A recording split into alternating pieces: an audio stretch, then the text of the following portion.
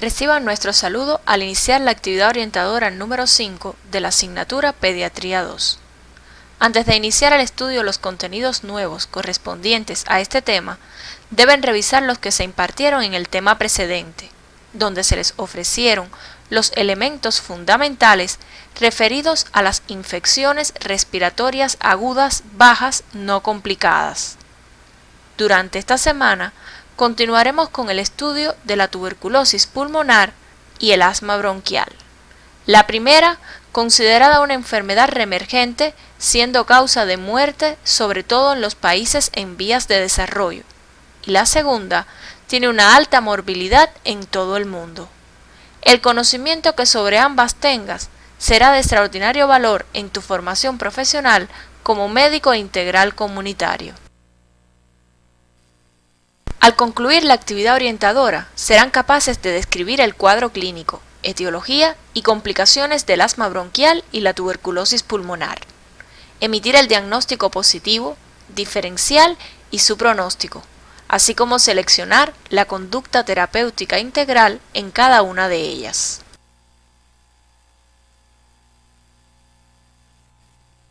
El asma bronquial se define como una enfermedad inflamatoria crónica de las vías aéreas bajas, en particular los bronquios, caracterizada desde el punto de vista clínico por un síndrome de obstrucción bronquial difuso recurrente, el cual tiene un alto grado de reversibilidad espontáneamente o con tratamiento. Estas vías afectas son hiperreactivas cuando se exponen a diversos estímulos o factores desencadenantes, por lo que se obstruyen, produciéndose un descenso del flujo aéreo, broncoconstricción, tapones de moco y aumento de la inflamación. Desde el punto de vista etiológico, el asma es una enfermedad de origen multifactorial, en los que intervienen factores inmunológicos o alérgicos y no inmunológicos no alergenos. Los inmunológicos o alérgicos comprenden inhalantes como ácaro del polvo doméstico, el pelo, saliva y caspa de animales, el polen, los hongos llamados mohos o las levaduras, alimentos como la leche y lacticinios, huevos, naranja, tomate, fresa, mariscos y pescados. Medicamentos como los antibióticos, ácido acetilsalicílico y antiinflamatorios no esteroideos, entre otros.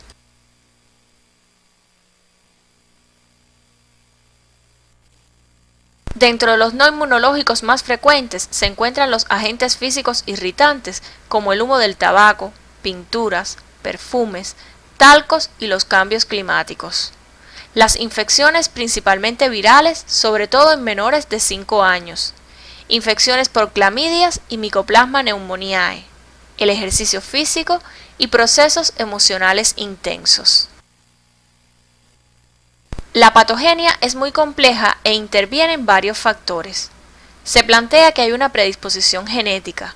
La mayoría de los niños asmáticos son atópicos o alérgicos. Esto quiere decir que en presencia de determinados estímulos se produce activación de linfocitos T, del tipo de los Th2, linfocitos helper o auxiliadores, y se estimula la producción de inmunoglobulina E, quedando el individuo sensibilizado a esta sustancia que recibe el nombre de alergeno. Una vez que un alergeno o un irritante inespecífico se presentan en un individuo susceptible, se desencadena la cascada de la inflamación. Las células involucradas en la respuesta inflamatoria son los mastocitos, eosinófilos, linfocitos y células epiteliales de las vías respiratorias. Cada una de estas células descarga mediadores y citocinas que inician y amplifican tanto la inflamación aguda como los cambios patológicos a largo plazo. En tu estudio independiente, profundizarás en estos elementos de la fisiopatología. Los alergenos o irritantes son como disparadores, que inician la hiperreactividad bronquial por la contracción muscular, resultando en broncoconstricción o espasmo, edema de la mucosa e hipersecreción de moco, lo que produce la obstrucción de las vías respiratorias. Esta obstrucción provoca un desequilibrio en la ventilación-perfusión que, junto a la hiperinsuflación alveolar y mayor trabajo respiratorio, producen cambios en la gasometría según el grado de severidad del cuadro e hipoventilación alveolar. Al igual que en el adulto, los síntomas cardinales de un episodio asmático son disnea, tos y sibilancias. Su inicio puede ser brusco, aunque lo habitual es que sea precedido en minutos, horas o días por manifestaciones nasales, oculares o bronquiales, que es la expresión del órgano de choque, donde primero hace contacto el alergeno o los irritantes. Al examen físico, el niño suele estar pálido, inquieto, sudoroso. Los niños mayores se quejan que el aire no le llega y prefieren estar sentados, mientras que los menores toleran bien el decúbito. Puede haber aleteo nasal y, en casos intensos, cianosis distal.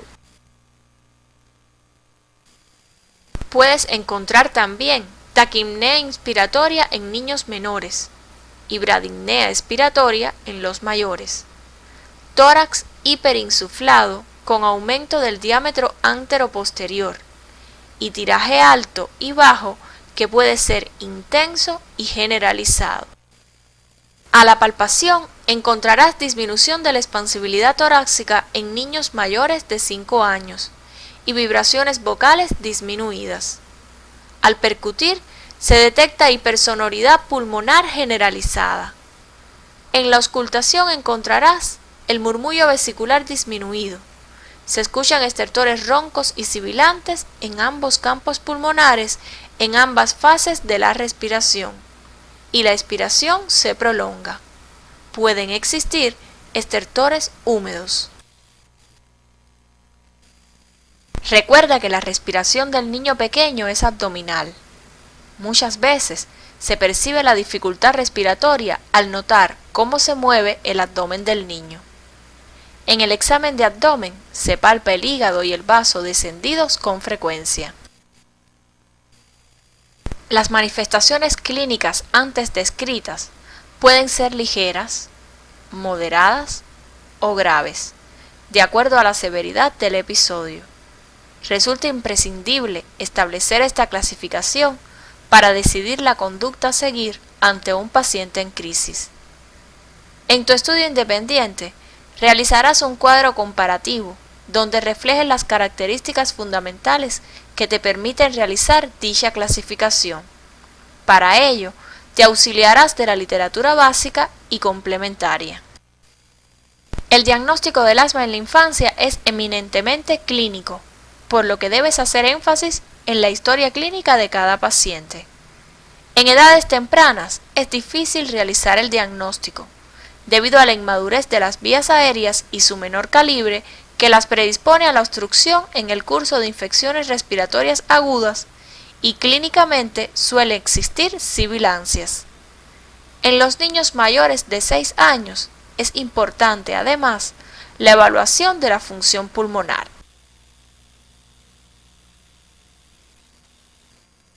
Se necesita de un interrogatorio que incluye los antecedentes alérgicos personales y familiares, precisando los factores predisponentes, causales y desencadenantes y los síntomas específicos, lo que, unido al carácter recidivante de los episodios, te permitirá realizar el diagnóstico clínico.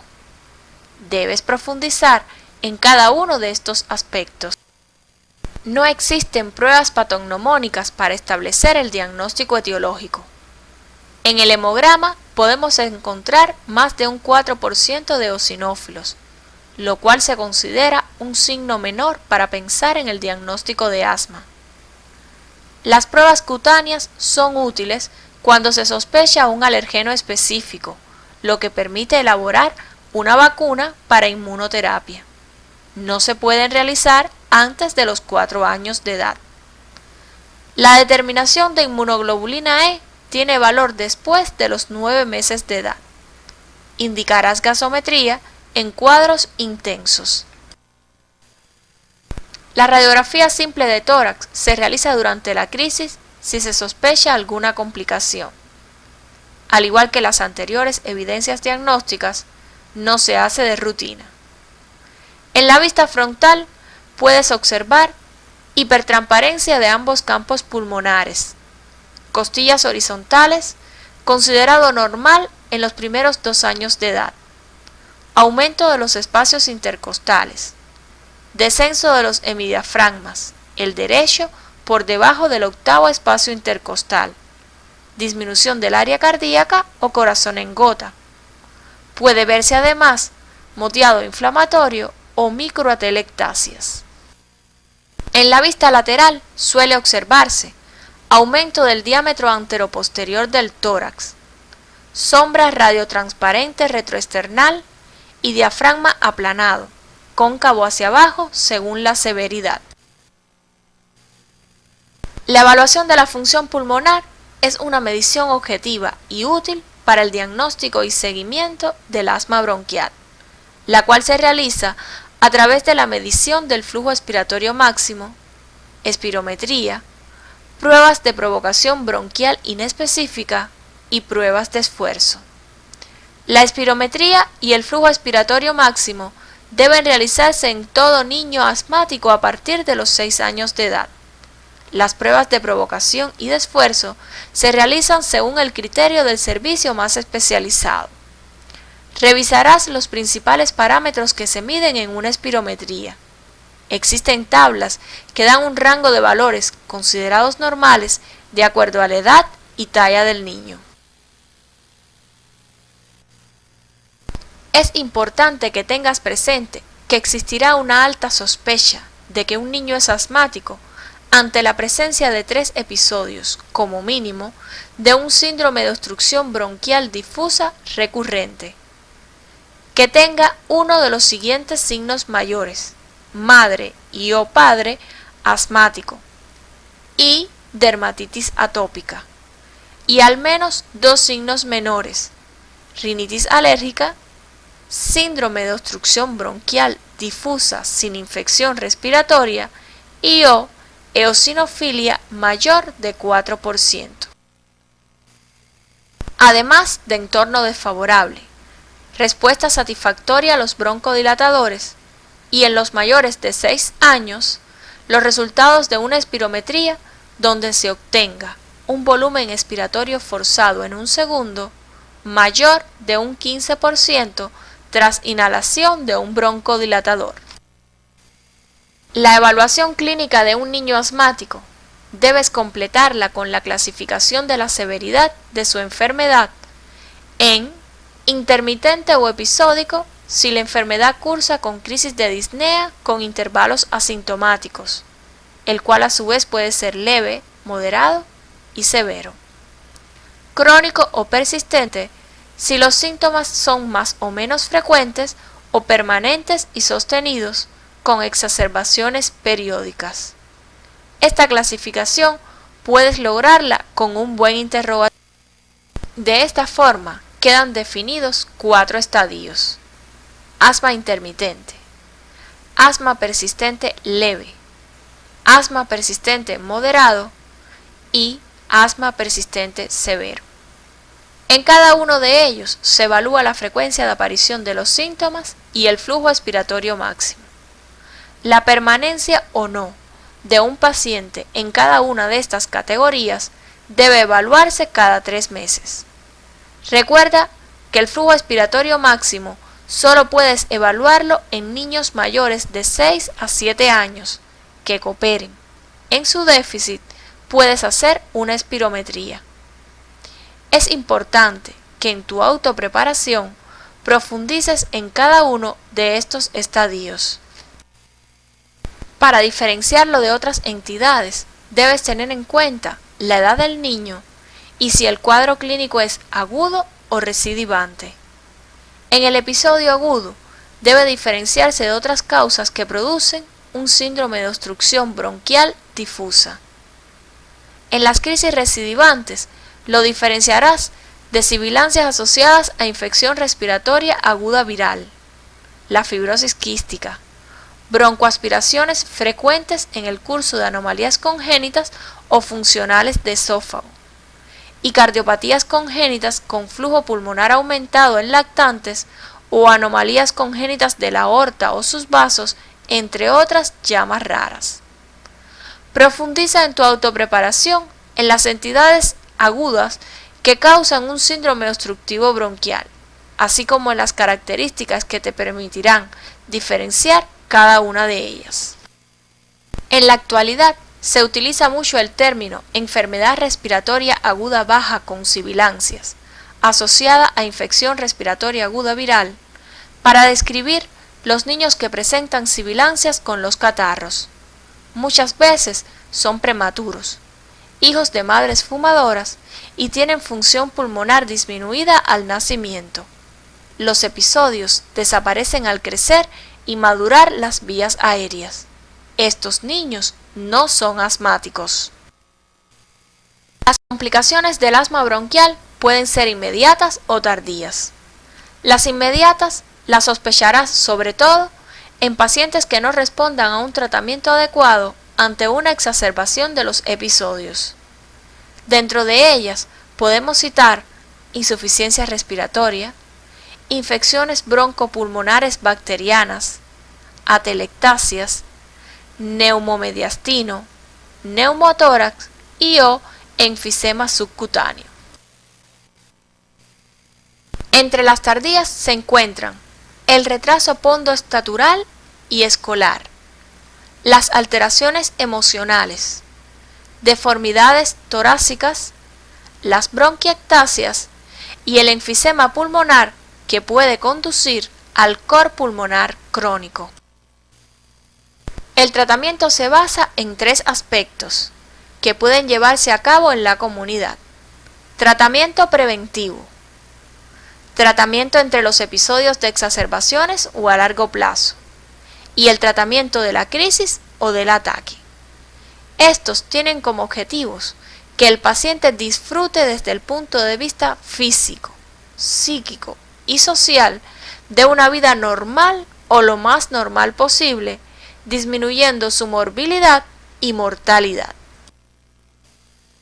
La prevención está dirigida a la vida intra y extrauterina de existir antecedentes atópicos o alérgicos para evitar el contacto temprano con alergenos e irritantes que favorecen la aparición de la enfermedad y realizar promoción de la lactancia materna exclusiva durante los primeros 6 meses de vida. El tratamiento a largo plazo es individualizado y comprende la educación a pacientes y familiares, el control ambiental para evitar factores desencadenantes, la farmacoterapia a largo plazo dirigida a controlar la inflamación en los pacientes clasificados como persistentes, la inmunoterapia específica a través de vacunas con alergenos para que el organismo se acostumbre a no rechazarlos, el apoyo psicosocial como en toda enfermedad crónica y la rehabilitación dirigida a estimular en el niño todas las actividades físicas que fortalezcan la musculatura respiratoria. En tu estudio individual resumirás cada uno de estos aspectos, los que reforzarás en la práctica docente de esta semana. En la crisis aguda, el tratamiento dependerá de la intensidad del cuadro clínico. Es importante que indagues sobre el tiempo de evolución de la crisis y si recibió medicamentos en el hogar.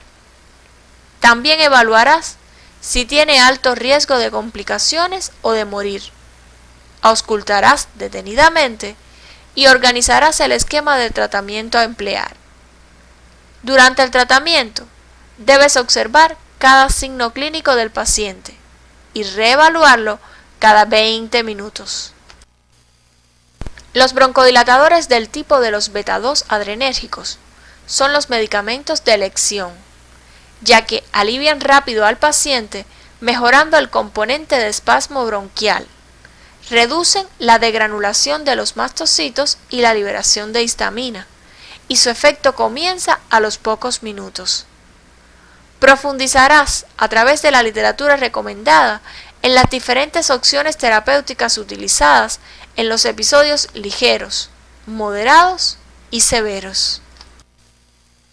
A continuación estudiaremos la tuberculosis, la que definiremos como una enfermedad infectocontagiosa crónica producida por el Mycobacterium tuberculosis o bacilo de Koch, el cual afecta principalmente al aparato respiratorio y con menor frecuencia al resto de los órganos del cuerpo.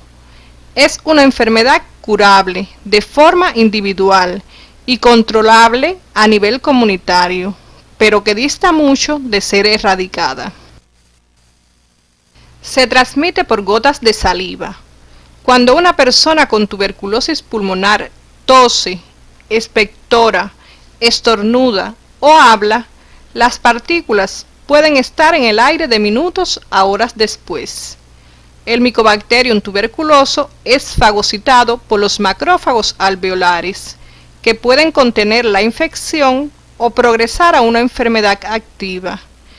Esta es la tuberculosis pulmonar primaria. En la mayoría de los pacientes infectados, la inmunidad celular se desarrolla entre 2 y 8 semanas después de la infección. Los linfocitos T y los macrófagos forman granulomas que limitan la replicación y la extensión del microorganismo. Unos bacilos pasan a los ganglios linfáticos, ocasionando su aumento de tamaño y engrosamiento del vaso linfático que une al sitio de entrada con el ganglio. Esto se conoce como complejo primario de Ranke, formado por el chancro de inoculación o nódulo de Gone, la linfangitis regional y la adenopatía satélite.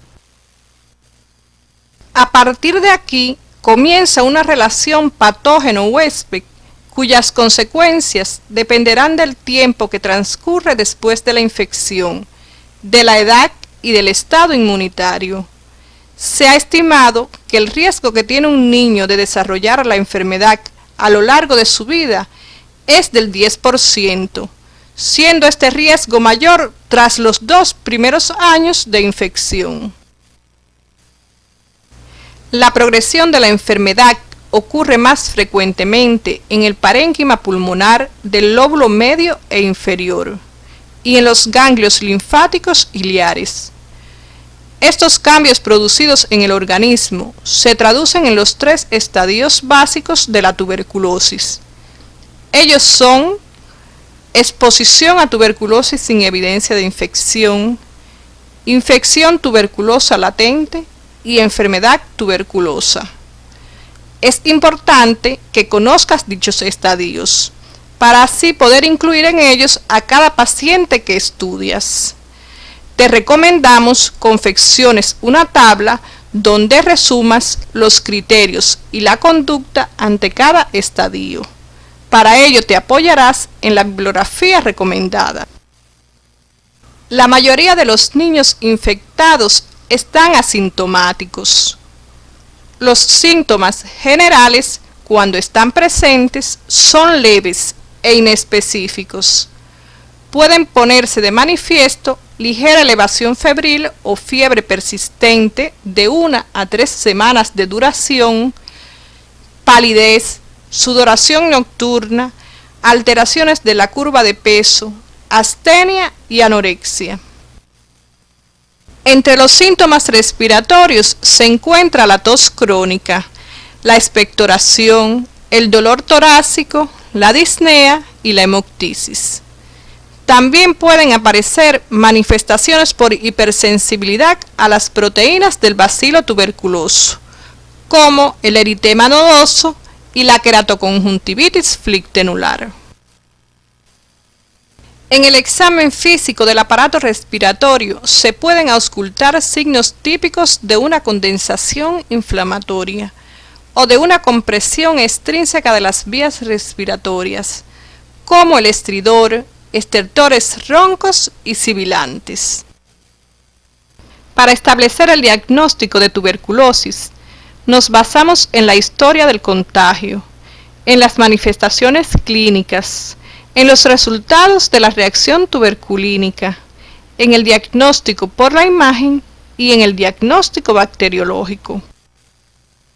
La prueba de la tuberculina es por el momento el único método para identificar la infección tuberculosa y es una herramienta básica en el diagnóstico y en la investigación epidemiológica. La positividad del test aparece entre la segunda y 10ª semanas después de la infección. Te recomendamos que revises la técnica para realizar esta prueba, así como la interpretación de su lectura, la cual reforzarás en la práctica docente de esta semana. La radiografía de tórax es uno de los elementos útiles para el diagnóstico. Es muy sensible, aunque no específica. En ella podemos encontrar hallazgos que sugieren la enfermedad. Estos incluyen áreas de condensación inflamatoria, fibrosis, cavitaciones, atelectasias, linfadenopatías, derrame pleural y tuberculosis miliar. Además, podemos detectar complicaciones tales como neumotórax y compresión traqueal. En niños mayores de 10 años es más frecuente la linfadenopatía mediastínica y en los adolescentes el derrame pleural. La tomografía axial computarizada es el examen de elección para el estudio del mediastino, sobre todo en niños pequeños. A veces debe ser complementada con la resonancia magnética nuclear.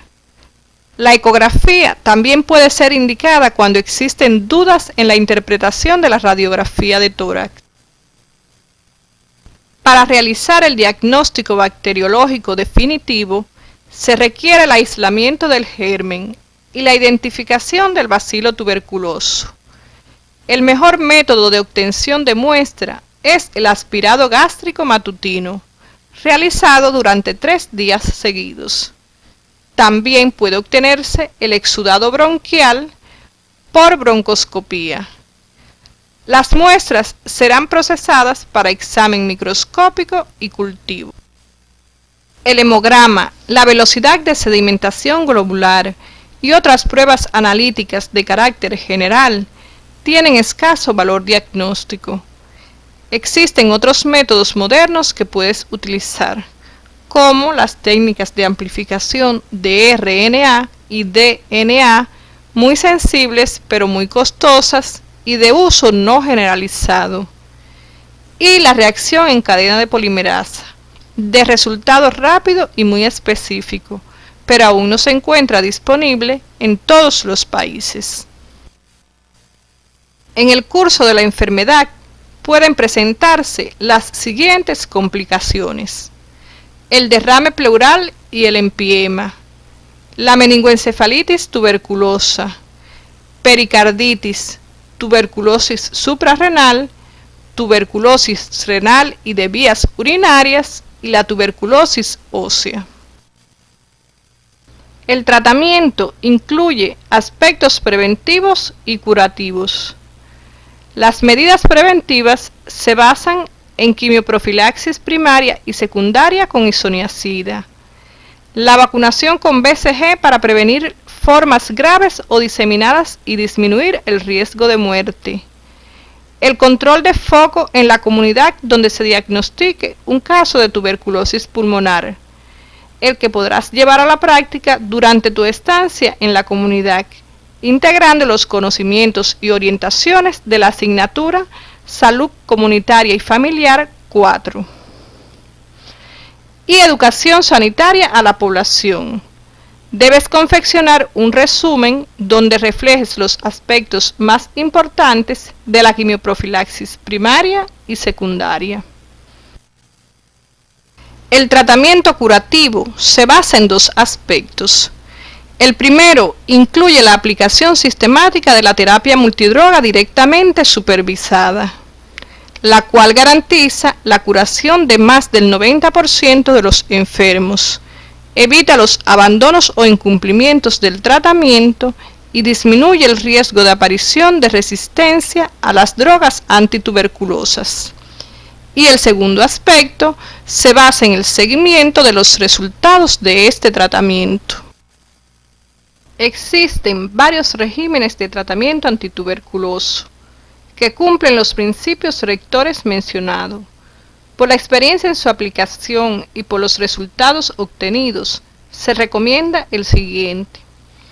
En una primera fase de 2 meses de duración, los medicamentos se administrarán diariamente para completar un total de 60 dosis. En esta fase emplearás la isoniazida a razón de 5 miligramos por kilogramo de peso, sin exceder los 300 miligramos diarios. La rifampicina a 10 miligramos por kilogramo, hasta 600 miligramos diarios. La piracinamida de 15 a 30 miligramos por kilogramo de peso y su dosis máxima oscila entre 1,5 y 2 gramos diario. La estreptomicina la emplearás a 15 miligramos por kilogramo de peso, no más de 2 dosis diarias, y el etambutol a 25 miligramos por kilo, sin exceder de 1,5 gramos diario. Por lo general, este tratamiento es ambulatorio. En la primera o segunda semana de tratamiento, ya el paciente no es bacilífero. En la segunda fase se administrarán los medicamentos bisemanal para un total de 40 dosis durante 5 meses e incluye las siguientes drogas: isoniazida a 15 miligramos por kilogramos de peso y rifampicina a 10 miligramos por kilogramos. Durante el tratamiento realizarás control clínico cada mes, estudio bacteriológico a los 2 meses de iniciado el tratamiento y mensual hasta que se negativice. De persistir positiva al 5º mes, consideraremos que el tratamiento ha fracasado y se ha de cambiar la pauta terapéutica.